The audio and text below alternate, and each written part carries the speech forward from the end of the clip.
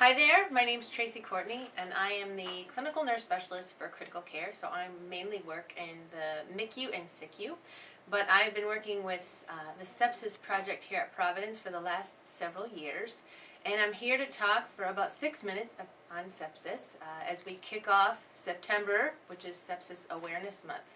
Currently, the incidence of sepsis is on the rise. It's the 11th leading cause of death in the U.S. and the 10th leading for patients that are 65 years and older. The mortality rate for sepsis is 11% nationwide, and when you bump up to septic shock, the mortality rate goes up to 40%. Here at Providence, we discharge patients. We discharge about 90 patients a month that have the diagnosis of sepsis or septic shock. And our mortality rate is about 26% right now. Every 2 minutes, someone dies from sepsis in the U.S. While you're watching this video, 6 minutes, 3 people will have lost their lives to sepsis. Janice, John, and Oliver all lost their lives to sepsis. Anyone can develop sepsis at any time, so it's up to us to always be on the lookout.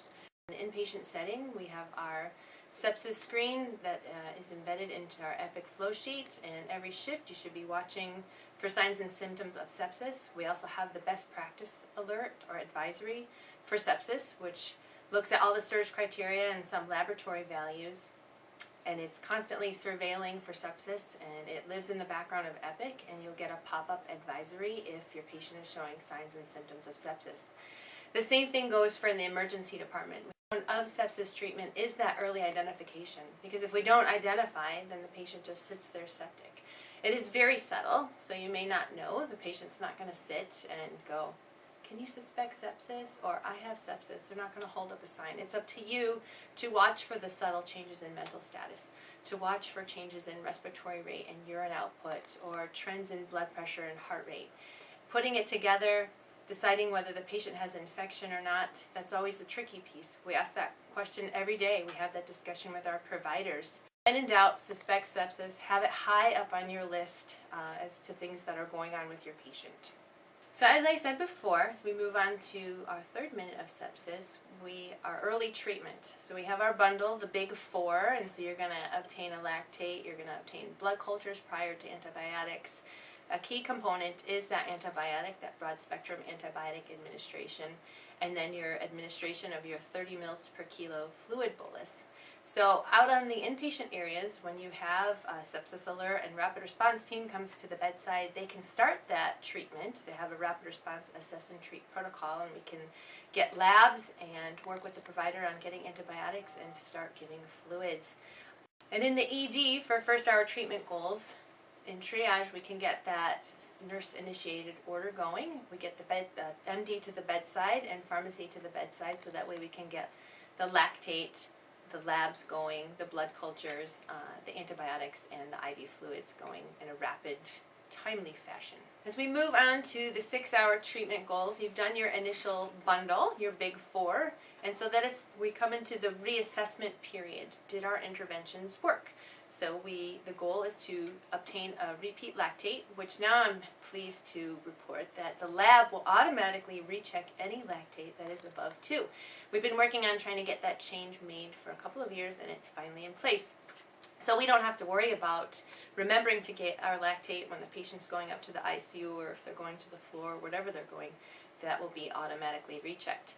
And then looking at perfusion, signs and symptoms of good perfusion, making sure our organs are perfused, looking at skin and urine and mental status and their blood pressure. Our goal is to maintain a mean arterial pressure of 65 or more and a systolic blood pressure of 90 or more. So looking at how much fluid you've given, making sure that we're balancing our fluid resuscitation, making sure the patient's tolerating that fluid, making sure we're not overloading them, and then looking at that point when we need to start vasopressor therapy. Minute 5 is sepsis at Providence, and there are 4 proven interventions in the literature that contribute to successful programs for quality improvement of sepsis care, and that's organizational commitment, electronic screening tools, and then response and protocols, and then education and training. So we have a multidisciplinary local group here at Providence that meets to discuss orders and protocols and to kind of look at our data to see where we can make improvements. And then we have the system level committee that meets. It's just starting to research. We're actually going to a big meeting down by the airport, a 2-day meeting to discuss sepsis tools and sepsis interventions on a system level so we could decrease variation in practice. The sepsis screening tools that we have available, we have the Modified Early Warning Score, which is a vital sign-based tool that's continuously monitoring your patient. This is running through Epic, and it looks to see when you have abnormal vital signs, and then it will give you a score. So anything 4 or above, you need at least 2 vital signs that are abnormal. All the floors own the 4s, so that 4 should trigger you to think, geez, what's going on with my patient? Anything that's a 5 or more, the rapid response team will get a page and then they'll call you or come to the bedside to see what's going on with your patient. We also have the sepsis alert that triggers the best practice advisor. We have all of these tools working to help with identification of abnormal vital signs and sepsis-specific triggers. The response and protocols in the ED, we have our nurse-initiated order, and then we work closely with the doctors and pharmacy down there to get rapid fluids, rapid antibiotics, and then lab with the blood cultures and lactate. On the inpatient side, rapid response has an assess and treat protocol that they can work with the acute care nurse and hospitalist on getting the rapid treatment. That's the bundle, the big 4. Once again, the lactate, the blood cultures, the IV fluids, and the antibiotics. So it seems simple, like, oh, start these 4 things, but the most difficult part is that identification. So it's up to you to always be hypervigilant and having a high suspicion of sepsis. So you are the key to successful treatment and management of sepsis. You are the warriors, you are the point of contact, you are the detective, that initial person that says, hey, I think my patient is septic. So it's up to you to speak up, to communicate clearly, and to validate and verify what's going on with your patient.